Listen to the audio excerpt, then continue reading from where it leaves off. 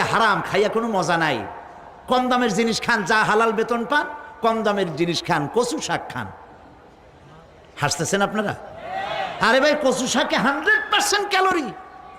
কচু শাক খান বেশি করিয়া। বিদেশি আপেল, আপেল তো আমার দেশে হয় না।